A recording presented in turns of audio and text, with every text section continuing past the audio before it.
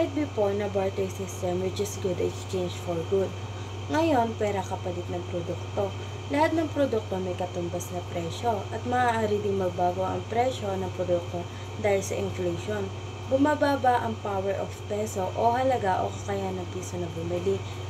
For example, noong 2010, ang 100 peso ay kaya nito makabili ng 5 kilo na bigas. Samantalang ngayon, dahil sa inflation, ang 100 peso kaya na lang nito makabili ng 2 kilo na bigas. Ibig sabihin, bumababa yung purchasing power of peso.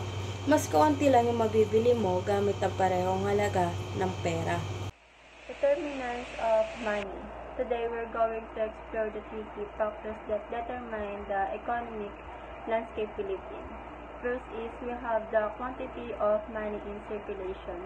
This is the total amount of money available in an economy. It includes cash, coins, and money in bank accounts that can be used for transactions. Imagine our classroom is a small economy. If there's only 100 pesos circulating among us, we can only buy and sell worth that amount. If we suddenly have 1,000 pesos, we can buy and sell more, potentially increasing prices and economic activity. Next, we have the velocity of money. This might sound complicated, but it's simply how often money changes hands. Velocity measures how quickly money is used in transactions. A higher velocity means money is circulating more rapidly, fueling economic activity. Let's say you buy a snack for our classmates for 20 pesos. They then use the 20 pesos to buy a pencil from other classmates. The 20 pesos has now been used twice. The more times money change hands, the higher the velocity.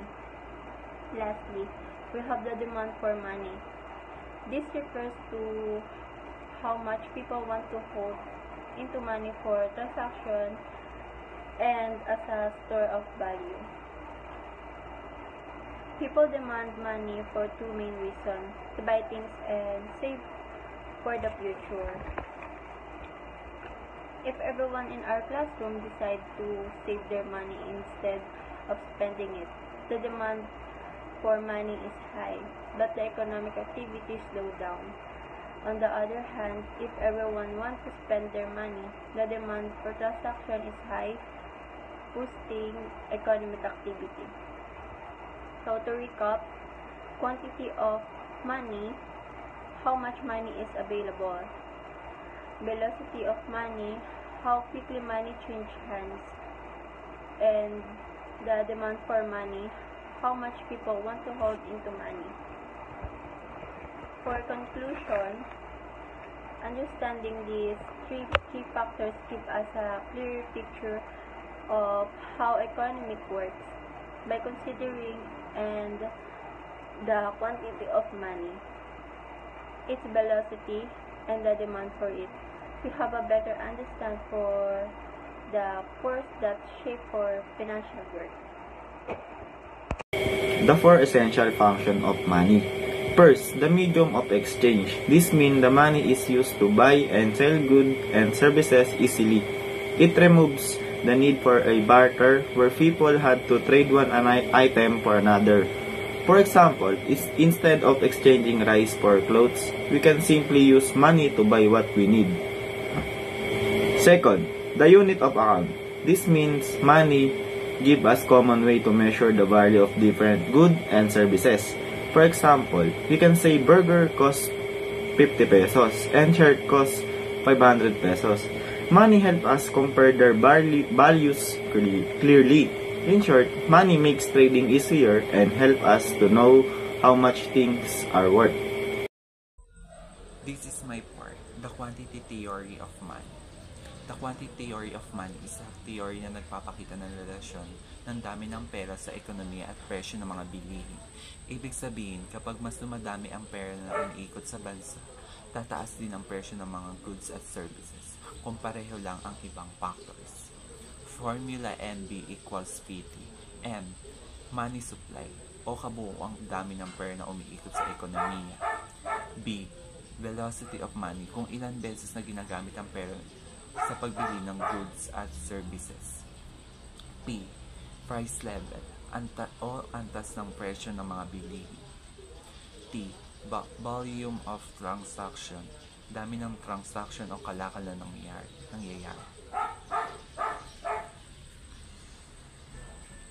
So, paano nga ba ito gumagana? Ayon sa theory na ito, kung hindi nagbabago ang B, bilis ng pera, at T, dami ng transaction, kapag dumoble ang money supply M, tutumbas din sa pagdoble ng presyo P. Halimbawa, sa isang simpleng ekonomiya, M equals 100 pesos, B equals 5, T equals 200 transaction. Gamitin natin ang formula, MB equals VT.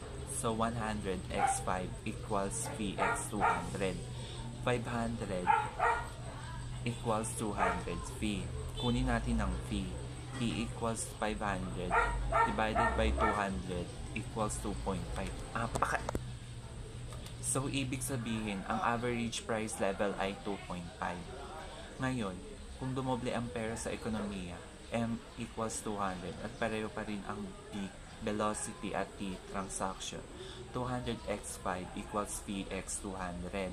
1,000 equals 200 V. So, ang sagot, V equals 5. It means na V equals 5. Kaya dumoble ang presyo kumpara sa una. Ibig sabihin, pag dumami ang pera sa sirkulasyon pero same pa rin ang dami ng produkto, tataas ang presyo o magkakaroon ng inflation. Assumptions and limitations of quantity theory. Number 1 is velocity is stable and unaffected by money supply changes. The velocity of money refers to how quickly money is circulating in the economy. It assumes that people and business spend money at a consistent rate. Number 2 is volume of transactions remains constant. The theory assumes that the number of transactions or buying and selling of goods and services in the economy stays the same. Number 3, price level adjusts proportionally to money supply changes. The core idea is that if the money supply increases and the other variable V and T are constant, the price level will increase proportionally. Next is real world deviation. Velocity can fluctuate and output can change, affecting inflation unpredictably.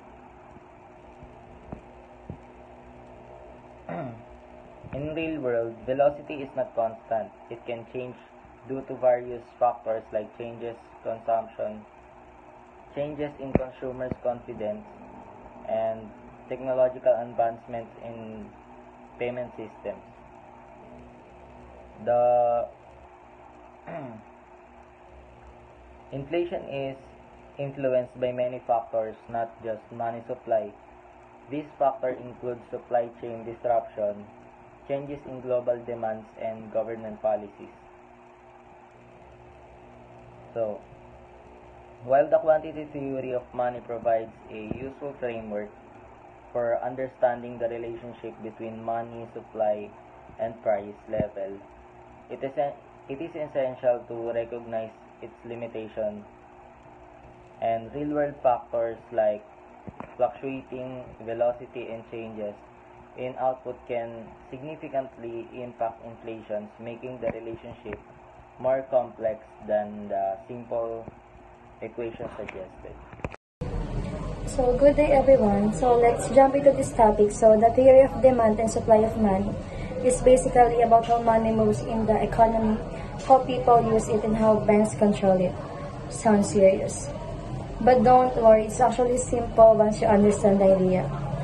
So, here's the side ng demand for money. Ito yung part kung saan gusto ng mga tao na may pera sila sa bulsa o sa bangko. Of course, kailangan natin ng pera para sa mga transactions, for our needs, bills, and necessities, or pagbili ng pagkain, pamasahe, kuryente, o pambayad ng utang. Pero minsan, kahit hindi naman gagastusin agad, gusto pa rin ng tao na mag-ipon kasi gusto nilang na may safety o pang-backup sa future. Nito yung tinatawag na desire to hold wealth. So, sa kabilang side naman, which is the supply of money, dito pumapasok yung trabaho ng mga central banks at financial institutions. Sila ang nagkakontrol kung gaano karaming pera ang humikat sa bansa. Example, kung gusto nilang magdagdag ng supply ng pera para mas malalim ang utang ng mga tao at makapagpatayo ng negosyo. Pero kung masyado naman maraming pera at magsisimula ng tumaas ang presyo ng bilihin, pwede nilang bawasan mga supply ng pera para makatulong ang inflation so gets. So, ito yung example ko. Isipin mo lang na may holiday season tulad ng Christmas and syempre magpapasko. Maraming tao ang bumibili ng gifts, food, and yung mga pamasko nila. Ibig sabihin, tumataas ang demand for money kasi kailangan nila nito para sa mga gastos. And because of that, yung mga bangko ay nagiging mas active maglabas ng pera or loans to meet the needs or matugunan yung pangangailangan ng Tagalog. Pero after yung Christmas, mababa na ulit yung demand kasi tapos na ang gastos. Diyan makikita kung paano nagbabago ang demand at supply ng. So in short, this theory is all about balance, kung gaano karaming pera ang gusto ng mga tao at kung gaano karaming pera ang pinapalabas ng bangko. Kapag magkasundo ang dalawa, smooth at maayos ang takbo ng ekonomiya. Yan lang po.